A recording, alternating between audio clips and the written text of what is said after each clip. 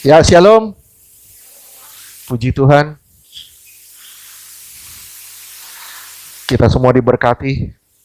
Kita percaya di mana ada kuasa Allah, di mana ada Tuhan, di situ pasti ada berkat. Di situ pasti ada sukacita. Kita percaya dunia begitu mencemaskan, tapi bersama Tuhan, kita selalu dikuatkan. Amin. Saudaraku yang dikasihi Tuhan,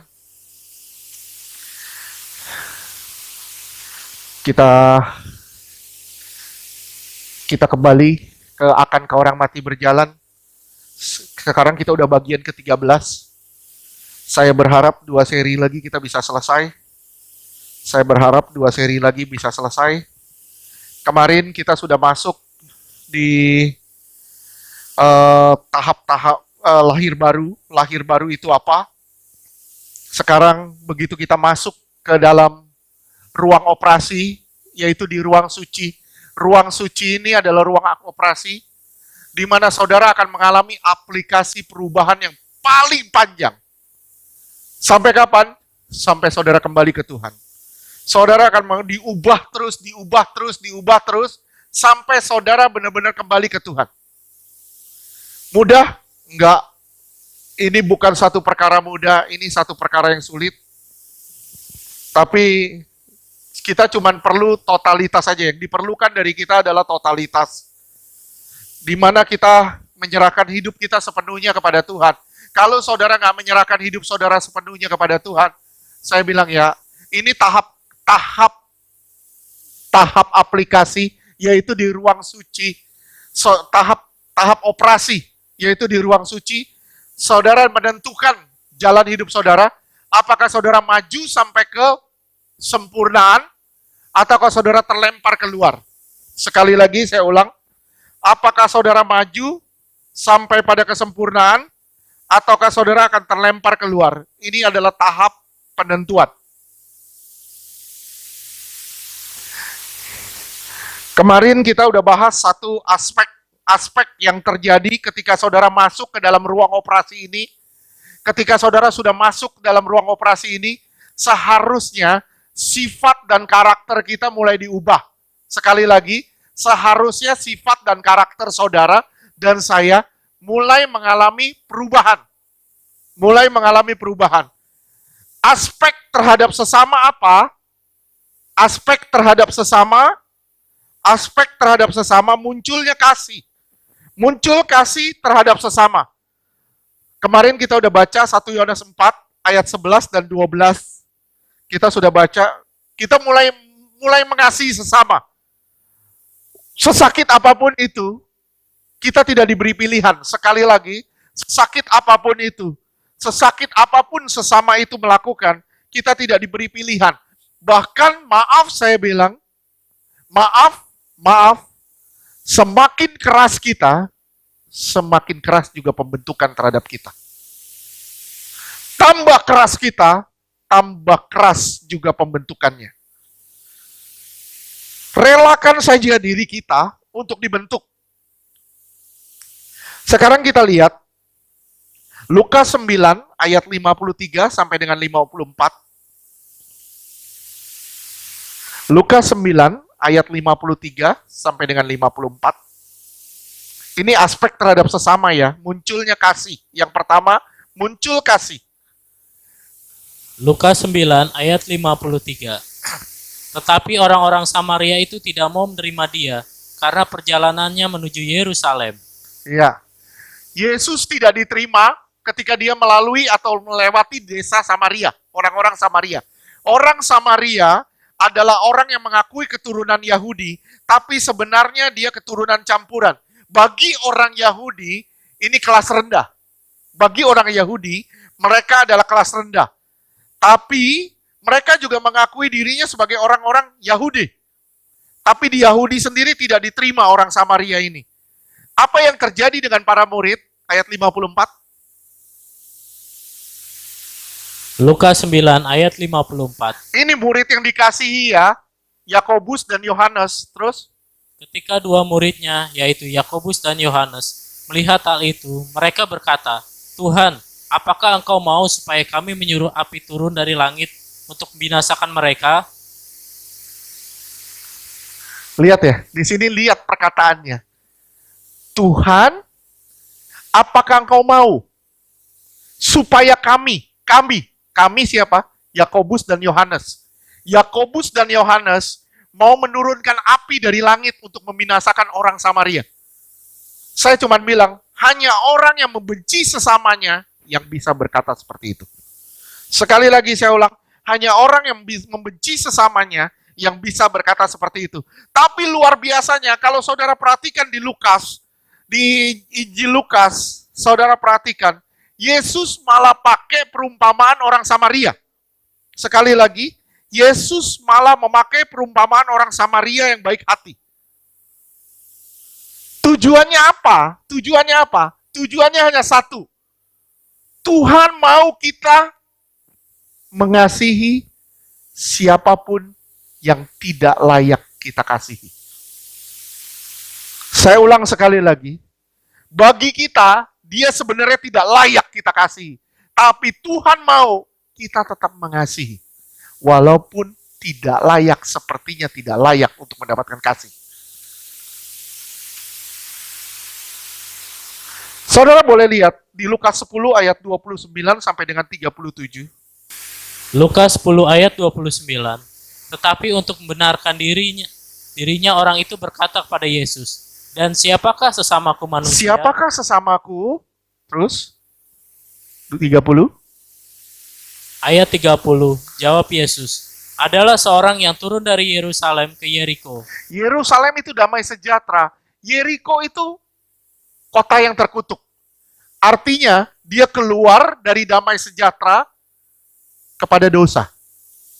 Hidup di dalam dosa. Terus apa yang terjadi? Ia jatuh ke tangan penyamun-penyamun yang bukan saja merampoknya habis-habisan, tetapi yang juga memukulnya dan yang sesudah itu pergi meninggalkannya setengah mati. Lihat ya, ketika saudara mulai keluar dari damai sejahtera, saudara mulai keluar dari Allah, saudara hidup di dalam dosa, apa yang terjadi? Akan banyak penyamun yang bukan saja merampok saudara habis-habisan. Saudara dirampok damai sejahtera saudara, sukacita saudara diambil habis-habisan, saudara dipukul sampai setengah mati. Iblis tidak bisa mengambil nyawa kita. Sekali lagi, iblis tidak bisa mengambil nyawa kita tanpa seizin Allah. Saya ulang, iblis tidak bisa mengambil nyawa saudara tanpa seizin Allah. Oleh sebab itu di sini dibilang meninggalkannya setengah mati. Tidak mati, tapi setengah mati. Hampir mati. Ya. Simak ya, ketika saudara mulai keluar dari jalur Allah, saudara mulai hidup dalam dosa, ada resiko yang saudara akan terima. Ada resiko yang saudara akan terima. Terus lanjutkan 31. Lukas 10 ayat 31. Kebetulan ada seorang imam turun melalui jalan itu. Ia melihat orang itu, tetapi ia melewatinya dari seberang jalan. Ya, dia lihat orang itu, tapi dia lalui. Kenapa? Karena dia imam. Dia mau melakukan ibadah. Ketika dia mau melakukan ibadah, kalau orang ini sampai mati, dia nggak bisa melakukan ibadah. Ibadahnya terhalang. Ya. Tuhan cuma ngasih tahu ibadah yang benar adalah ibadah yang membantu orang lain. Percuma kita beribadah rajin, tapi nggak punya kasih kepada sesama. Percuma. Terus lanjutkan. Lukas 10 ayat 32. Demikian juga seorang Lewi datang ke tempat itu. Ketika ia melihat orang itu, ia melewatinya dari seberang jalan. Terus, orang Lewi juga sama. Dia nggak bisa. Kenapa? Karena dia mau melakukan ibadah juga. Dia mau melakukan ritual. Dia nggak boleh bersentuhan dengan jenazah. Terus? Lukas 10 ayat 33. Lalu datang seorang Samaria yang sedang dalam perjalanan ke tempat itu. Dan ketika ia melihat orang itu, tergeraklah hatinya oleh belas kasihan. Iya. Yang terpenting dari satu pelayanan adalah belas kasihan. Saya ulang ya. Yang terpenting dari pelayanan adalah belas kasihan. Terus? Lukas 10 ayat 34. Ia pergi kepadanya lalu membalut luka-lukanya. Sudah ia menyiraminya dengan minyak dan anggur. Kemudian ia Lihat ya, menaikkan dia pakai minyak dan pakai anggur. Dia pakai minyak dan pakai anggur. Terus? Kemudian ia menaikkan orang itu ke atas keledai tunggangannya sendiri, lalu membawanya ke tempat penginapan dan merawatnya. Lihat ya, orang berdosa dibawa sama dia kemana? Ke gereja. Ke gereja. Tujuan gereja adalah merawat. Merawat. Gereja, saudara ada di gereja untuk merawat kerohanian saudara. Saya ulang sekali lagi, saudara ada di gereja tujuannya untuk merawat kerohanianmu. Kenapa? Karena engkau sudah luka. Engkau di dunia, engkau sudah setengah mati. Saya juga sudah setengah mati di dunia ini. Saya juga sudah luka-luka. Karena apa? Karena banyak penyamun di luar. Banyak dosa. Begitu saya datang ke Tuhan, saya sudah setengah mati. Dibawa sama orang Samaria, sama belas kasihan Allah. Dia bawa saya ke dalam gereja. Di gereja kita dibalut luka kita. Kita diminyaki, kita diangguri. Kita dirawat sampai kita sembuh. Terus lanjutkan 35. Lukas 10 ayat 35. Keesokan harinya ia menyerahkan 2 dinar kepada pemilik penginapan. 2 dinar, ya. Upahnya 2 hari. Terus Katanya, rawatlah dia dan jika kau belanjakan lebih dari ini, aku akan menggantinya waktu aku kembali. ya, aku pasti kembali. Aku ganti semuanya. Jadi gini, nanti Tuhan akan datang kembali. Tuhan akan datang kembali. Dan Tuhan akan ngelihat bagaimana upah kita. Apa yang saudara kerjakan selama di dunia? Apakah saudara merawat ataukah saudara merusak? Saya ulang, Tuhan nanti datang. Tuhan akan ngelihat upahnya. Tuhan akan ganti semua jerih lelah saudara. Sekali lagi saya ulang, Tuhan akan ganti semua jerih lelah saudara. Gak mungkin gak. Tapi Tuhan lihat, apakah kau merawat atau kau merusak. Terus lanjutkan. Lukas 10 ayat 36. Siapakah di antara ketiga orang ini menurut pendapatmu? Adalah sesama manusia dari orang yang jatuh ke tangan penyamun itu? Ya, siapa? Siapa sesama manusia ini? Terus? Lukas 10 ayat 37. Jawab orang itu, orang yang telah menunjukkan belas kasihan kepadanya. Kata Yesus kepadanya, pergilah dan perbuatlah demikian. Orang yang memiliki belas kasihan. Saya bilang sama saudara ya, jika saudara dan saya mengalami kasih Allah, saudara dan saya akan mengasihi orang yang tidak layak saudara kasihi. Kalau saudara benar-benar mengalami kasih Allah. Saya ada satu cerita, ini kisah nyata. Kisah nyata. Ini terjadi di satu negara, di Tiongkok. Tahun 40-an kalau nggak salah, di satu gereja. Itu di sana masih banyak terjadi pembunuhan, pembantaian, segala macam. Ini kejadian nyata. Satu kali, seorang anak muda, orang tuanya dua-duanya dibunuh. Mama papanya dibunuh. Dia hidup sebagai yatim piatu. Dan luar biasanya, dia tahu siapa yang membunuh. Karena dia melihat dengan mata kepalanya, orang tuanya dibantai. Dan dia lihat siapa yang membantai. Hari itu, ada satu ibadah raya seperti ini. Ada ibadah di Tiongkok waktu itu, masih ibadah di bawah tanah. Dan ada perjamuan kudus. Begitu dia duduk di ibadah itu, yang duduk di sebelahnya siapa? Yang bunuh kedua orang tuanya. Yang duduk di sebelahnya adalah pembunuh orang tuanya. Apa yang terjadi? Saya tanya, Will, kalau kamu ngalamin ini, apa yang kamu buat? Tusuk. Emang sate, main tusuk aja.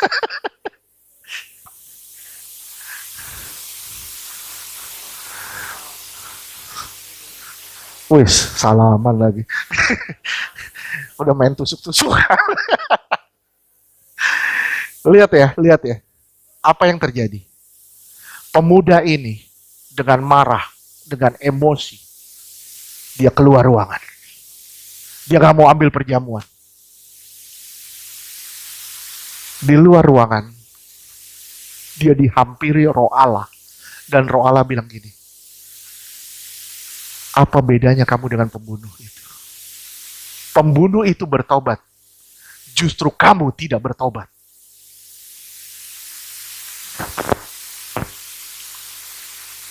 Pembunuh orang tuanya datang bertobat.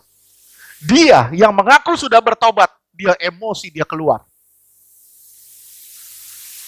Saudara bisa ngerti maksud saya? Pemuda ini dengan nangis, dengan hati hancur dia masuk ke dalam. Sebelum dia angkat perjamuan, dia peluk orang yang membunuh kedua orang tuanya. Dia peluk, dia berkata cuma satu, aku mengasihimu dengan kasih Allah. Aku mengasihimu dengan kasih Allah.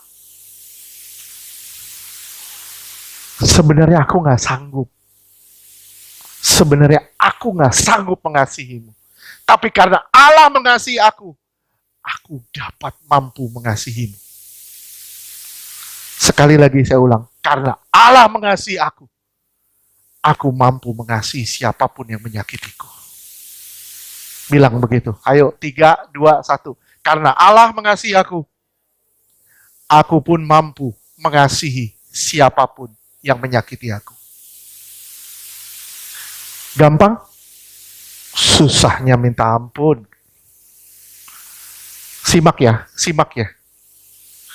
Ego adalah penghalang tanganmu terulur. Ego adalah satu-satunya penghalang tanganmu terulur. Selama egomu kuat, engkau gak akan pernah mengulurkan tangan pada musuhmu. Gak akan pernah. Sampai kapanpun. Mungkin kita bilang, saya bisa bersalaman. Tapi hati tidak bisa dibohongi. Itu kemunafikan. Begitu saya mengulurkan tangan kepada orang yang misalnya menyakiti saya, itu tandanya saya berkontak dengan dia, saya sudah berdamai dengan dia.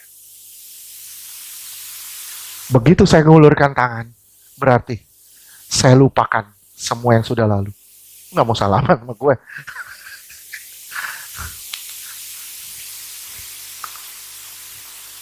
Bisa nggak saudara simak ini? Begitu saudara salaman, blang, hilang semua yang sudah lewat. Amin. Begitu saudara ulurkan tangan, harusnya sudah terhapus semua yang sudah lewat. Tapi banyak orang hari ini mengulurkan tangan, tapi yang sudah lewat terus dikenang. Saya bilang ya, ini bukan orang yang diproses Tuhan. Terkadang kita harus melalui jalan-jalan yang sangat menyakitkan. Justru itu jalan yang menyembuhkan kita. Saya ulang, kadang-kala Tuhan bawa kita ke jalan-jalan yang sangat menyakitkan, tapi itu menyembuhkan. Kita dibentuk di jalan itu, sampai kita menjadi indah di hadapan Tuhan. Di ruang suci, kita diasah, dibentuk, sampai kita menjadi sempurna. Satu aspek terhadap sesama, muncul kasih. 2, aspek terhadap sesama, kita mulai jadi adil dan benar. Saudara yang punya anak di sini, saudara punya 3-4 anak misalnya. 3-4 anak. Gimana cara saudara memperlakukan anak-anak saudara? Wah, ini anak bandel, Pak. Saya nggak bisa, sorry Pak, saya nggak bisa pegang dia. Kenapa? Nakal, ngelawan. Saudara lihat ya.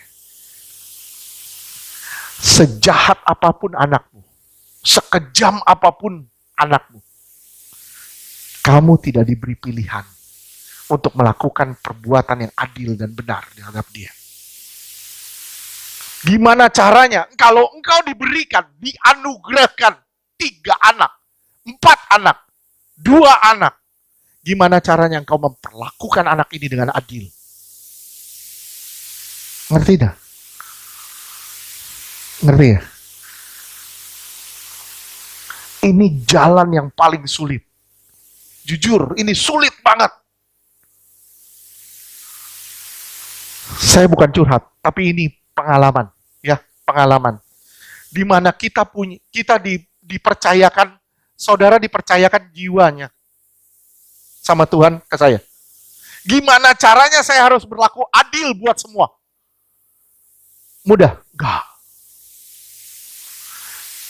Tuhan bilang gini, engkau harus jadi salib yang menyambung. Menyambungkan antara saudara dengan Allah. Dan saya harus menjadi salib itu. Gampang? Sorry, susah banget. Gimana caranya saya baik sama Intan, saya juga baik sama Rizka. Walaupun Rizka bandelnya minta ampun, misalnya tolak dalam nama Yesus. Rizka bandelnya minta ampun, tetap saya mengasihi dia. Kenapa? Karena dia dipercayakan Tuhan ke saya.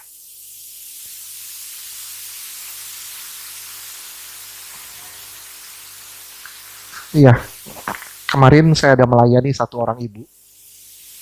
Ibu ini bilang gini, Pak, anak saya pergi dari rumah, yang satu ini pergi dari rumah, nggak tahu juntrungannya kemana, dia pergi sama laki-laki. Saya sudah sakit luar biasa. Saya bilang gini, Ibu, kalau ibu tidak mulai merangkul dia akan rusak di luar. Sesakit apapun yang ibu alami, ibu harus rangkul dia. Tujuannya hanya satu, lebih baik dia diperbaiki di dalam daripada dia dirusak sama roh jahat di luar.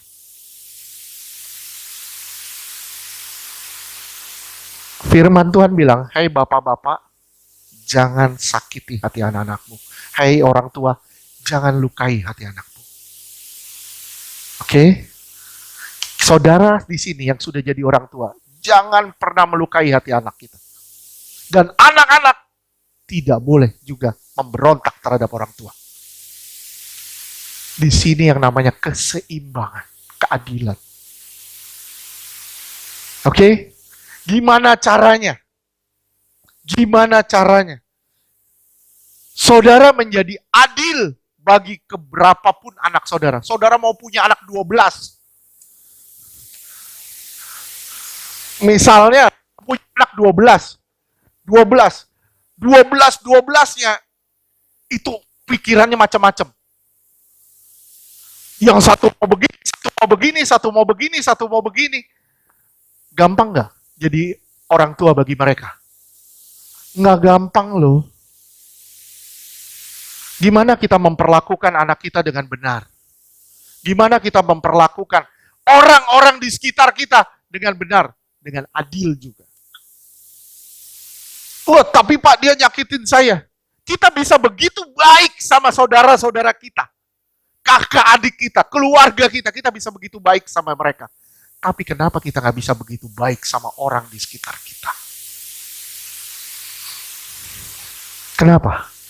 Karena ego menghalangi kita untuk melakukan itu. Ego itu penghalang kita untuk melakukan itu.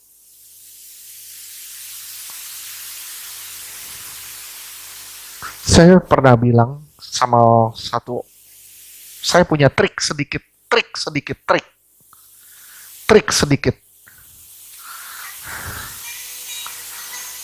Oh,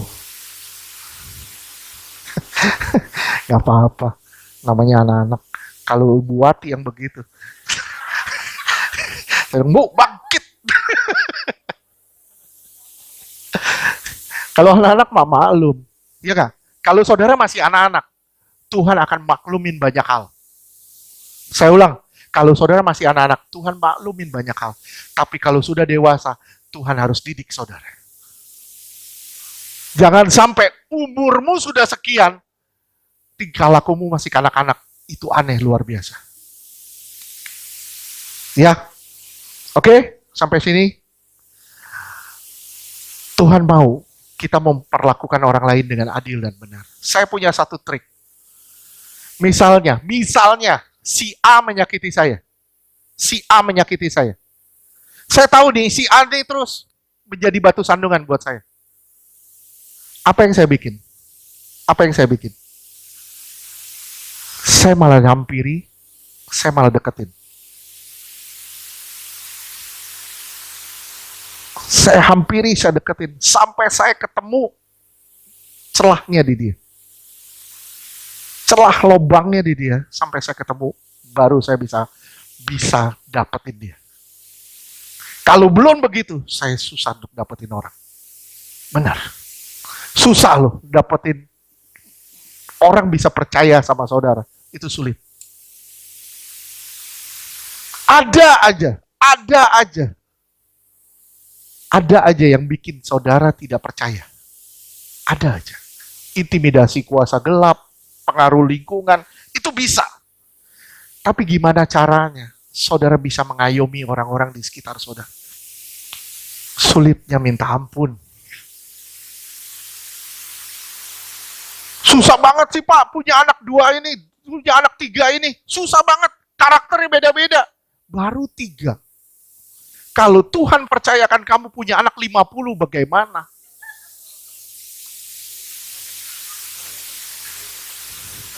Kalau saudara dipercayakan punya anak misalnya, nih tiba-tiba ada anak datang, saudara harus gedein dia. Setelah anak datang, saudara harus gedein. Anak datang, gedein. Lama-lama udah 50. Lah, lu gimana lu? 50 anak dengan karakter yang berbeda.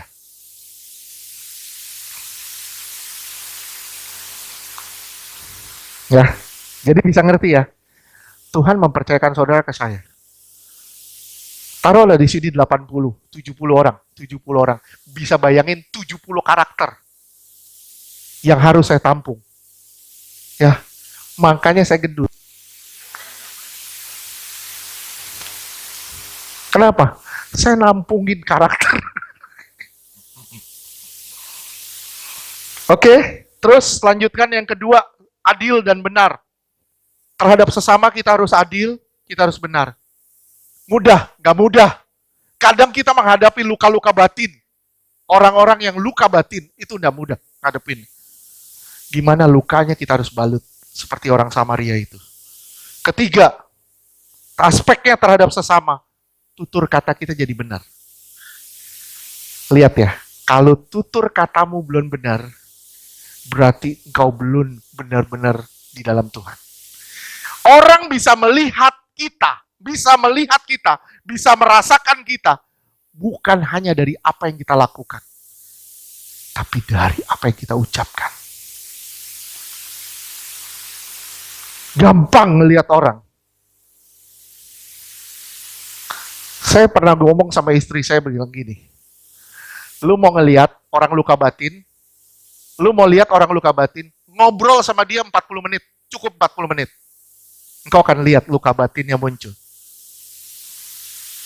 Gimana caranya? Ngobrol aja 40 menit, sharing aja 40 menit. Dia akan ungkapin semuanya. Wah begini, si ini begini. Kalau udah muncul begitu, kamu bilang, itu luka batin. Ya, ketika saudara mulai banyak komplain, sana sini komplain, itu ciri khas luka batin. Orang yang lagi diproses sama Tuhan, tutur katanya teratur. Nggak sembrono dalam berkata-kata. Sekali lagi, tidak sembrono dalam berkata-kata. Yakobus 2, saudara lihat di Yakobus 2, itu katanya mendengar dan melakukan firman. Betul nggak? Tema di Yakobus 2 itu mendengar dan melakukan firman. Tapi di Yakobus 3 itu bicara soal lidah. Betul? Di Yakobus 2 itu bicara soal mendengar dan melakukan firman. Yakobus 3 itu bicara soal lidah. Konsekuensi dari mendengar dan melakukan firman. Konsekuensi dari mendengar dan melakukan firman adalah perubahan tutur kata kita. Saya ulang sekali lagi, konsekuensi dari mendengar dan melakukan firman adalah perubahan tutur kata kita. Lihat di Yakobus 1 ayat 26. Yakobus 1 ayat 26. Jikalau ada seorang menganggap dirinya beribadah, tapi tidak mengekak lidahnya. Kalau saudara bilang saudara beribadah, tapi garangnya luar biasa. Tidak bisa mengatur tutur katanya, marah terus kerjaannya. Terus? Ia menipu dirinya sendiri, maka sia-sialah ibadahnya. Maka sia-sia ibadah dia. Sama nggak nih, lihat sama Yakobus 3 ayat 2.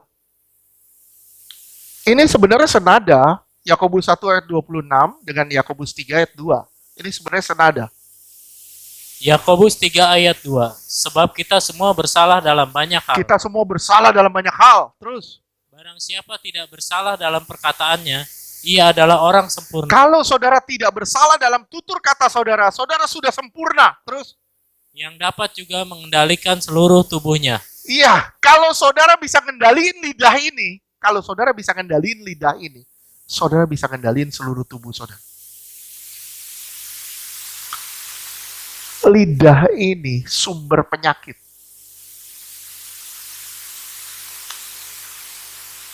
Tapi Pak, saya nggak pernah ngomong. Iya, lu WA.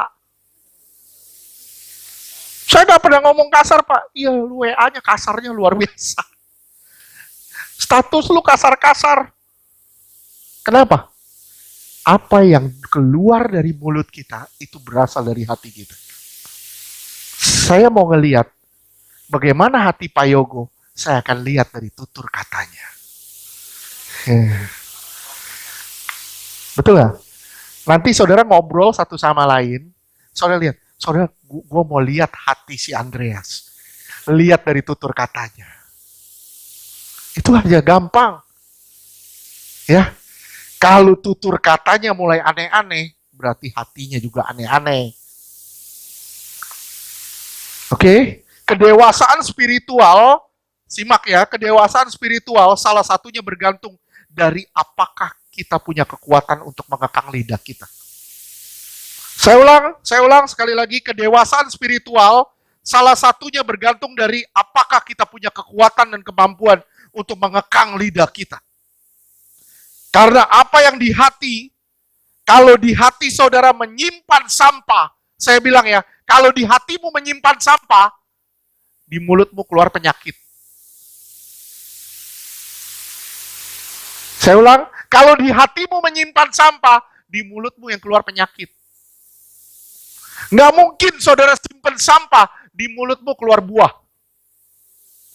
Nggak mungkin. Kalau saudara simpan sampah di hati saudara, kepahitan, sakit hati, rasa direndahkan, semua ada di hati saudara. Mulut saudara pasti keluar yang negatif. Pasti. Nggak mungkin mulutmu keluar positif. Kenapa? Karena hatimu banyak sampah. Matius 15 ayat 17 dan 18. Matius 15 ayat 17. Tidak tahukah kamu bahwa segala sesuatu yang masuk ke dalam mulut, turun ke dalam perut, lalu dibuang ke jamban? Apa yang saudara makan, itu pasti kebuangnya ke jamban. Ya. Kalau nggak kebuang ke jamban, pakailah dul kolak. Terus? Matius 15 ayat 18. Tetapi apa yang keluar dari mulut berasal dari hati, dan itulah yang menajiskan orang. Kalau apa yang keluar dari mulut saudara, itu dari hati saudara. Itu yang membuat kau najis. Makanya saya pernah ngomong sama saudara gini ya. Saya nggak mungkin menginjili orang. Saya nggak mungkin menginjili orang kalau saya menyimpan sakit hati. Satu orang aja di hati saya. Nggak mungkin saya bisa nginjilin orang. Kenapa? Karena apa yang keluar dari mulut saya berasal dari hati saya. Karena kalau hati saya najis, yang keluar dari mulut saya najis. Walaupun itu berupa firman.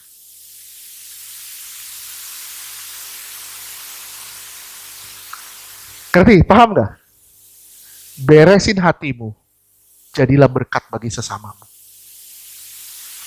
Ya, stop ngomong, katain orang yang enggak. Stop. Misalnya, kita ngalamin masalah di jalanan, misalnya kita dipepet atau apapun. Kita ngomong, kita ngutukin orang, goblok. Mata lu di mana? Kalau ada orang ngomong ke saya, mata lu di mana? Saya bilang, lu nggak ngelihat mata lu yang nggak ada. Gua ada mata gua di sini.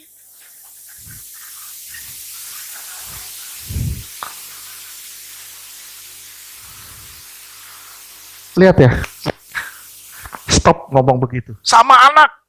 Stop marah-marah. Kenapa? Karena engkau akan melukai dia. Luka fisik gampang sembuh. Luka batin terbawa sampai mati. Lu bisa terbawa sampai mati. Betul. Hati-hati dalam berkata sama anak. Pak, jadi saya nggak boleh negur anak. Silahkan saudara negur. Tapi negurlah dengan kasih.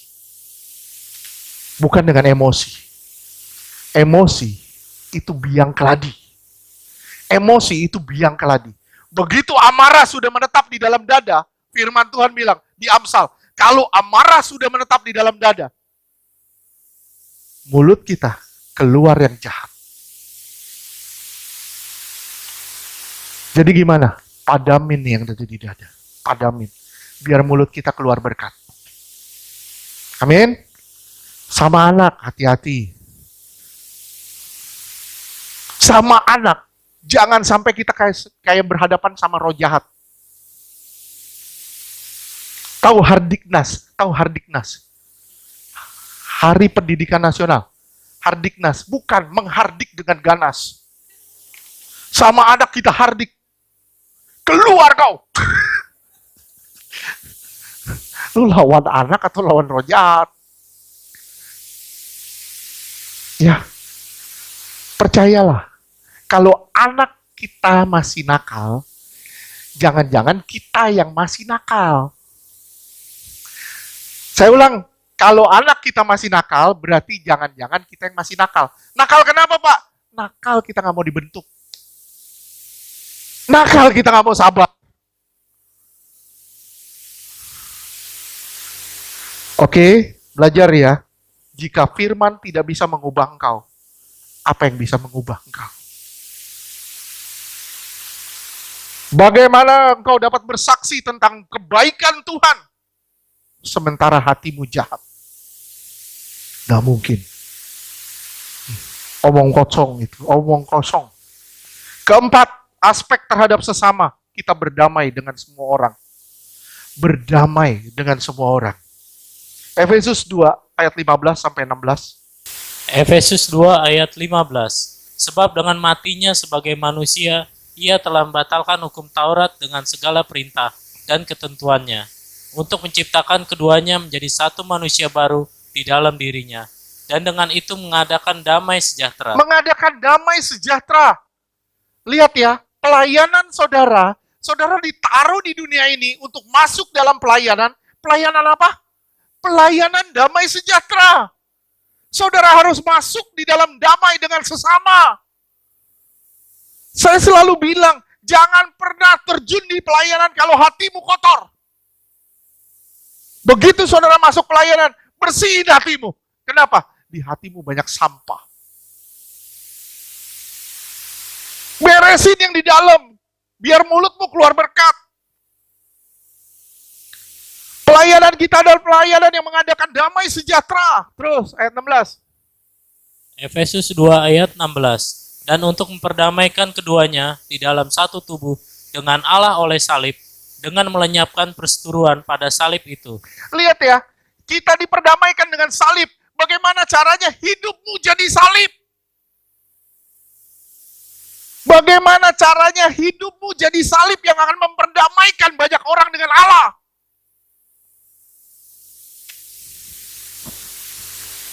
Tapi Pak, saya nggak bisa bicara. Nggak usah bicara, lakukan saja. Orang bisa melihat apa yang kau buat. Hidupmu harus jadi salib.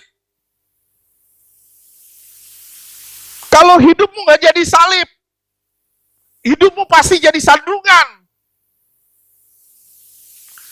Hidup kita harus jadi salib supaya tidak jadi sandungan. Supaya kita bisa memperdamaikan orang-orang yang belum berdamai dengan Allah. Kita harus berdamai dengan semua orang, apapun resikonya. Matius 5 ayat 9. Matius 5 ayat 9. Berbahagialah orang yang membawa damai, karena mereka akan disebut anak-anak Allah. Iya, kalau saudara membawa damai, baru saudara bisa disebut anak Allah. Di mana ada kita, harusnya ada damai sejahtera. Jangan di mana ada kita, di situ ada keributan. Di mana ada kita, ada perpecahan. Tidak boleh. Di mana ada saudara, di situ ada damai sejahtera. Amin.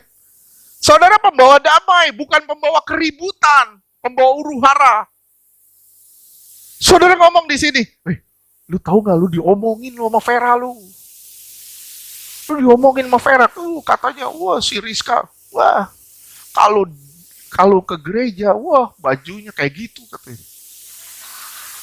Sama Rizka, saya ngomong lagi, Riz, lu diomongin juga lu sama Vera lu begini. Saya adu domba berduanya. Begitu mereka ribut, saya senang.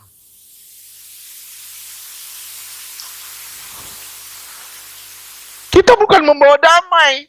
Justru pada saat ada masalah, justru kita belajar tutup mulut. Lebih baik kamu diam daripada kamu berdosa. Lebih baik kamu diam daripada kamu berdosa. Daripada membuka mulutmu dan membuat orang lain berdosa. Lebih baik kamu diam deh daripada kita dosa dan orang lain berdosa. Daripada kita buka mulut, orang lain banyak yang dosa.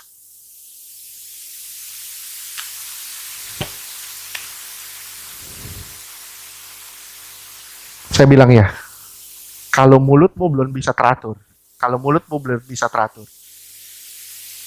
sebenarnya pernah lihat selongsong anjing nggak? Pernah lihat ya? Kenapa anjing diselongsongin? Kenapa? Suka ngegigit, betul? Betul? Betul ya? Saudara bayangin aja, kalau saudara pakai selongsong, kenapa? Aneh nggak? Aneh nggak? Aneh nggak kalau kita pakai selongsong? Aneh banget. Kenapa? Karena kita nggak bisa ngendalin mulut kita. Ayo kita pakai selongsong. Tapi Pak, zaman sekarang nggak usah berkata. Lewat WA pun bisa. Ya. Saya bilang beresin aja hatimu lah. Ya, dan berdamailah dengan sesama. Pelayanan kita adalah pembawa damai sejahtera. Bukan pembawa masalah. Belajarlah melihat sesamamu dengan situasi positif. Belajar ngelihat orang dengan cara yang positif. Jangan pernah ngelihat orang dengan cara negatif.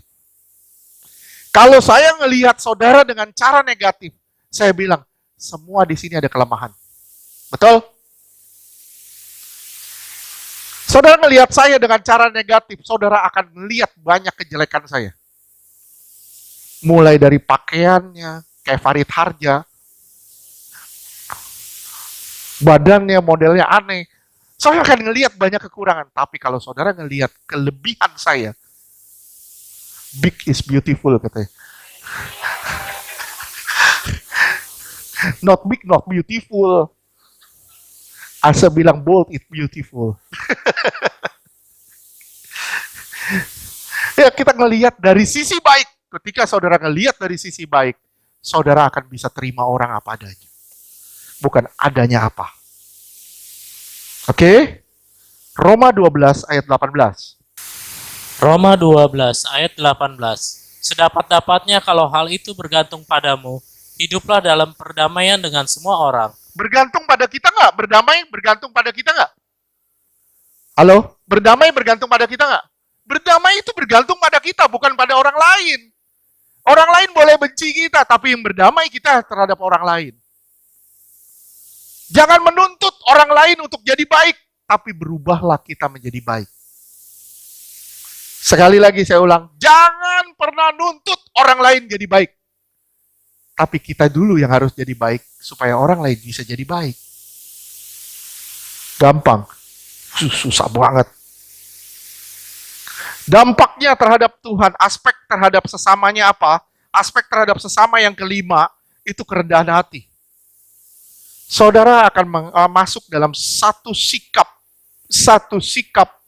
bukan sikap fisik, tapi sikap hati yang rendah hati. Apa? Kerendahan hati apa? Mau ditegur. Rela ditegur. Itu kerendahan hati.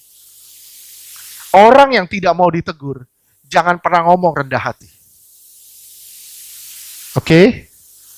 Orang yang tidak mau ditegur, jangan pernah bilang, aku rendah hati. Seorang hamba Tuhan yang tidak bisa dijamah, tidak bisa ditegur, saya bilang, orang itu tidak rendah hati, tapi tinggi hati. Ayo kita belajar sama-sama. Siapin hati kita untuk teguran. Amin. Saya ulang sekali lagi, siapin hatimu untuk teguran. Engkau akan ngelihat perubahan hidupmu yang luar biasa. Oke? Mazmur 69 ayat 32, 33. Ini luar biasa nih. Ya, Mazmur 69 ayatnya ke-33. 33. Iya. Mazmur 69 ayat 33. Lihatlah, hai orang-orang yang rendah hati, dan bersukacitalah kamu yang mencari Allah. Biarlah hatimu hidup kembali. Lihat ya, orang yang rendah hati itu adalah orang yang mau ditegur. Orang yang mau ditegur tidak pernah akan mati. Dia pasti akan hidup kembali. Dia pasti akan hidup kembali. Saudara mau lihat lagi di Mazmur 25 ayat 9. Mazmur 25 ayat 9. Ia membimbing orang-orang yang rendah hati menurut hukum, dan ia mengajarkan jalannya kepada orang-orang yang rendah hati. Lihat ya, ada kerendahan hati di dalam saudara. Saudara pasti mau bentuk sama firman. Walaupun firman itu sangat menyakitkan, tapi saudara mau mempersiapkan diri saudara untuk ditegur dan dibentuk oleh firman. Oke, itu aspek terhadap sesama. Aspek terhadap diri sendiri, gampang. Timbulnya buah roh. Pak, dulu saya kalau disakitin gini, Pak, wah udah. Ini tangan udah melayang kemana-mana, Pak. Udah keluar jurus macam-macam. Tapi sekarang, Pak, orang mau nyakitin saya kayak apa? Saya kayak kebo dicocok hidungnya. Dibawa kemana? Oke. Seperti Tuhan. Tuhan itu berkuasa. Amin. Tapi dia siap dibawa ke pembantaian. Saudara juga berjalan bersama Tuhan yang penuh kuasa. Amin. Tapi mau nggak saudara dibawa ke pembantaian? Saudara akan dipertemukan dengan orang-orang yang siap untuk membantai saudara. Tujuannya simple. Satu aja, gampang. Perubahan budimu. Perubahan budimu. Engkau akan lihat buah roh mulai muncul di dalam dirimu. Aspek terhadap Allah, sekarang aspek terhadap Allah.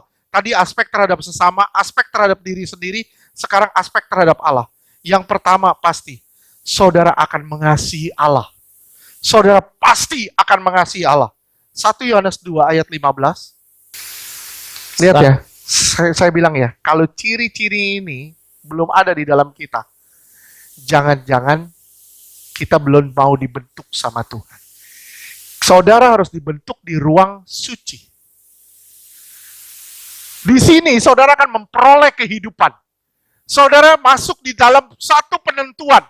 Kalau saudara masuk di ruang operasi,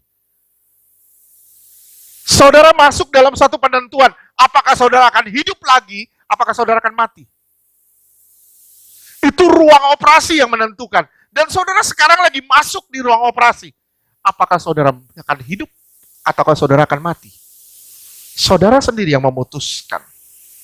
Aspek terhadap Tuhan, saudara akan mengasihi Allah. Terus?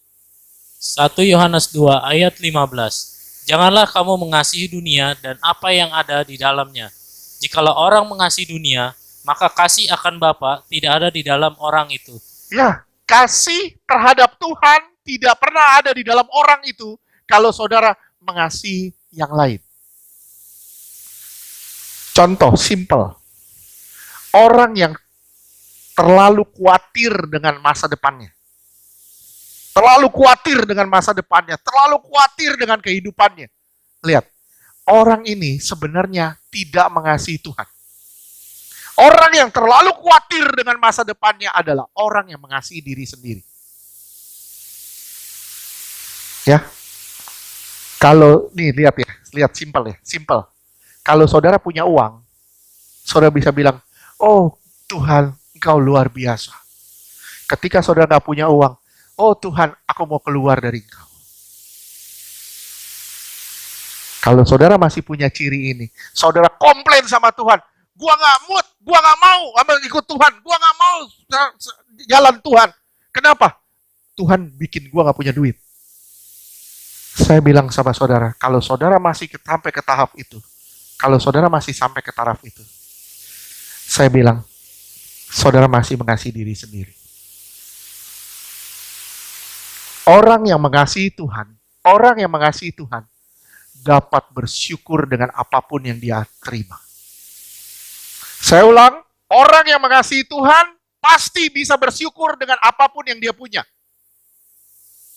Saudara mau punya, mau enggak, saudara bisa bilang, Tuhan, Kau yang terbaik buat saya. Damai sejahteranya, sukacitanya tidak terpengaruh dengan apa yang dia pegang. Damai sejahteranya, sukacitanya tidak terpengaruh dengan apa yang dia punya. Oke. Sampai ke taraf ini ya, kita belajar ya. Kita belajar ya. Aspek terhadap Allah yang kedua, setia. Setia kepada Allah. Apapun yang saudara, apapun masalahmu yang kamu hadapi hari ini, engkau akan tetap berjalan bersama Allah dan engkau tetap bersyukur kepada Allah. Aduh Pak, masalah kok nggak stop sih Pak? Masalah terus beruntun. Kenapa? Karena kita belum melihat penyertaan Tuhan di balik masalah itu. Kalau saudara sudah melihat penyertaan Tuhan di balik masalah itu, saudara akan bisa bilang, bersama Tuhan, aku cakap menanggung segala perkara. Saudara pasti setia kepada Tuhan, apapun alasannya. Mau ada badai, mau ada masalah kayak apapun, saudara akan tetap setia mengikut Tuhan. Ya. Sekarang ini gereja lagi di bawah bayang-bayang ketakutan. Jujur, lagi di bawah bayang-bayang ketakutan. Penularan sakit penyakit ini lagi di bawah bayang-bayang itu. Ya, tadi Rizka juga ada kasih satu pesan dan saya rasa kita ntar masuk di dalam doa sepakat. Saya yakin ada maksud Tuhan di balik ini semua. Gereja lagi di bawah bayang-bayang ketakutan. Gereja harusnya menjadi obor, bukan menjadi penakut. Kalau saudara sudah bilang, hidupku adalah Kristus, mati itu keuntungan buat aku. Sekarang coba saudara nilai Tuhan, ya. Jos, menurutmu kamu nilai Tuhan itu berapa? Berapa Jos? Hah? Tidak ternilai.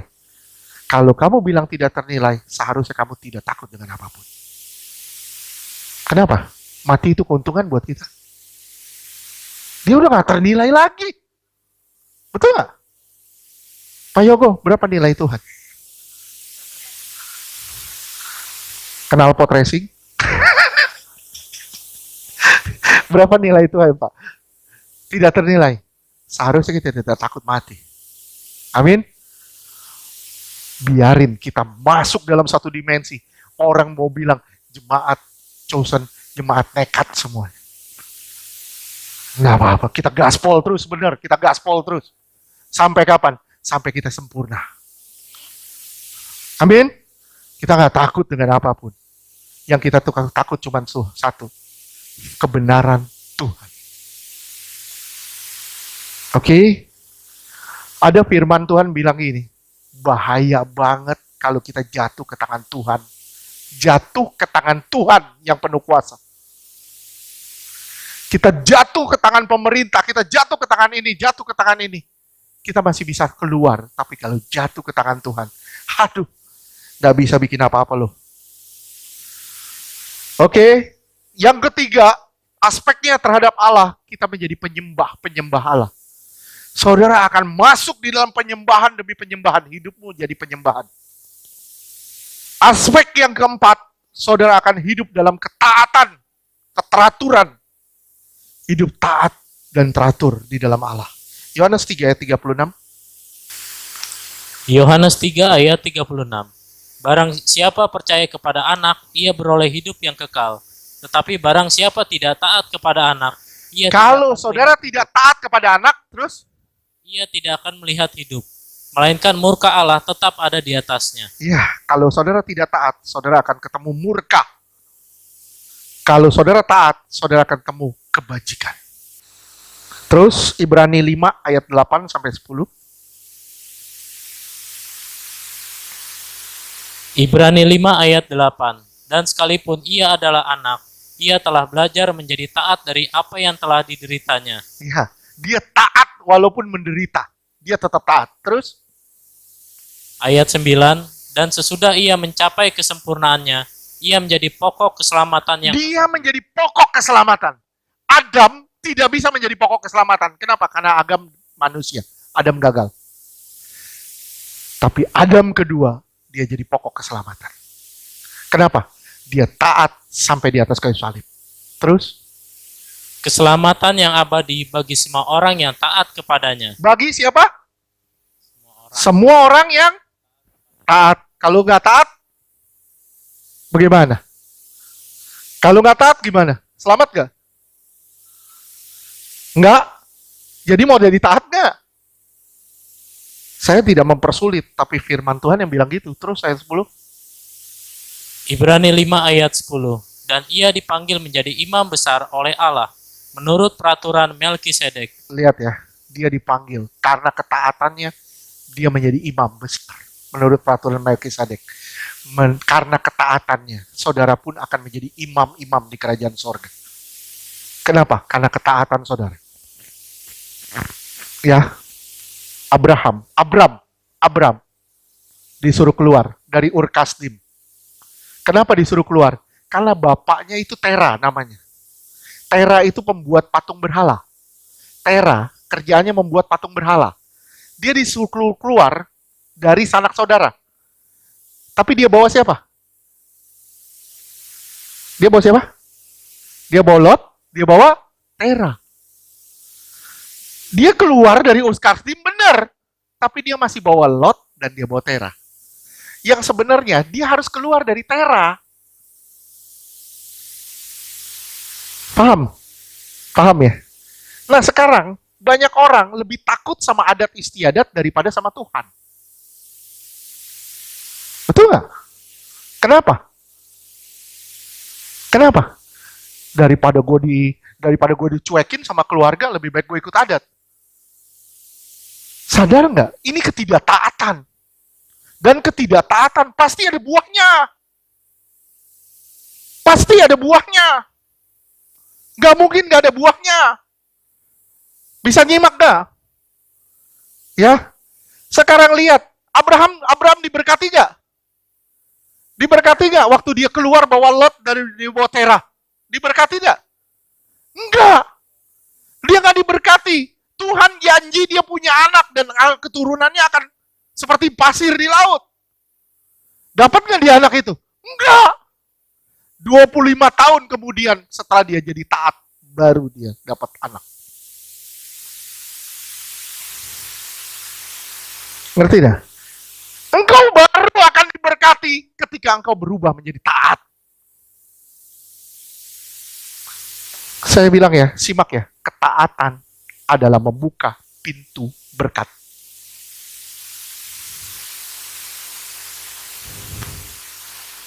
Enggak gampang untuk jadi taat. Lot, nih, lihat ya.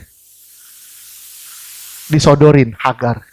Ini cewek nih, bininya yang nyodorin coba. Bininya yang nyodorin, nih cewek nih.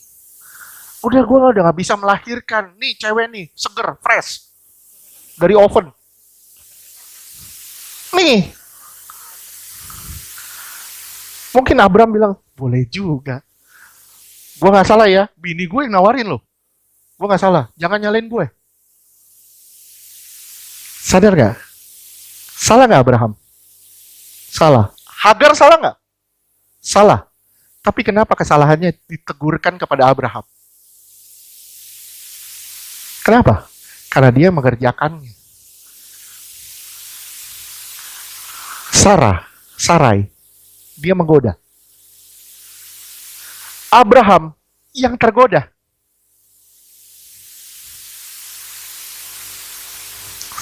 Apa yang saudara bisa petik di sini? Jangan pernah nyalain orang untuk dosa yang kita buat. Saya ulang, jangan pernah nyalain orang untuk dosa yang kamu buat. Tapi salahin dirimu, kenapa engkau buat? Salahin diri kita, kenapa gue buat ini? Lihat ya, digoda sama istrinya sendiri, disodorin Hagar. Dia sambut. Ketaatan ditandai dengan sunat. Waktu Tuhan bilang sunat.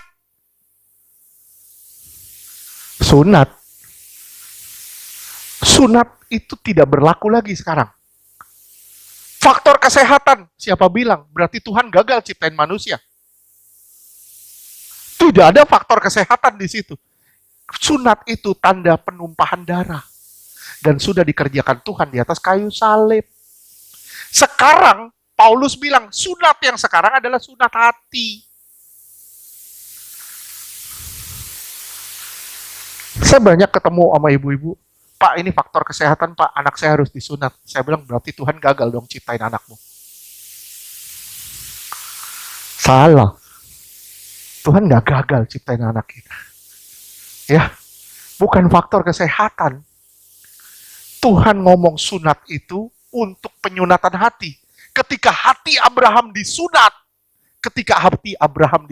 dia taat, baru dia dapat Ishak. Namanya baru berubah Abraham. Kalau dia nggak taat, dia nggak akan berubah sampai kapanpun jadi Abraham. Dia tetap Abram. Seharusnya ketika saudara masuk ke sini, saudara masuk di dalam penyunatan hati. Saudara disunat hati saudara. Di mana saudara disakiti, saudara nggak bisa balas. Saudara dilukai, saudara nggak bisa balas. Di sini saudara mengalami penyunatan hati. Dan di sini keputusannya, engkau tetap di dalam, maju ke depan, atau engkau keluar, terlempar. Kejadian 17, ayatnya ke-10. Kejadian 17 ayat 10. Inilah perjanjianku yang harus kamu pegang. Iya, perjanjianku. Ini yang namanya ketaatan. Terus? Perjanjian antara aku dan kamu serta keturunan. Sampai ke kita. Ketaatan. Terus? Yaitu setiap laki-laki di antara kamu harus disunat. Setiap laki-laki harus disunat. Artinya kita sunat hati kita. Kita masuk dalam satu dimensi yang namanya taat tanpa tapi. Kita masuk di satu dimensi yang namanya taat tanpa tapi. Tapi Pak, nggak ada tapi. Itu bukan taat. Roma 2 ayat 29. Roma 2 ayat 29. Tetapi orang Yahudi sejati ialah dia yang tidak nampak keyahudiannya, dan sunat ialah sunat di dalam hati, secara rohani, bukan secara hurufiah. Maka pujian baginya datang bukan dari manusia, melainkan dari Allah. Lihat ya. Ketika saudara taat, saudara masuk dalam sunat hati. Di situ saudara akan terima berkat dari Tuhan. Janji Tuhan pasti digenapi. Tapi syaratnya engkau masuk dalam sunat hati. ketaatan. Di ruang suci, saudara dan saya dibentuk tujuannya menjadi sempurna. Di ruang kudus ini, di ruang suci ini, kita masuk dalam pola pikir Allah, penyatuan kehendak. Di ruang ini kita tunduk sama kehendak Allah. Mau sempurna atau mau terlempar. Itu keputusan dari kita. Hidup, simak ya, hidup ini adalah kesempatan. Kita masuk dalam pembaruan budi. Pola pikir kita, pola pandang kita kepada sesama, pola pandang kita kepada Tuhan, kita masuk dalam pembaruan itu terus-menerus. Amin. Tuhan berkati. Kita sambung lagi minggu depan.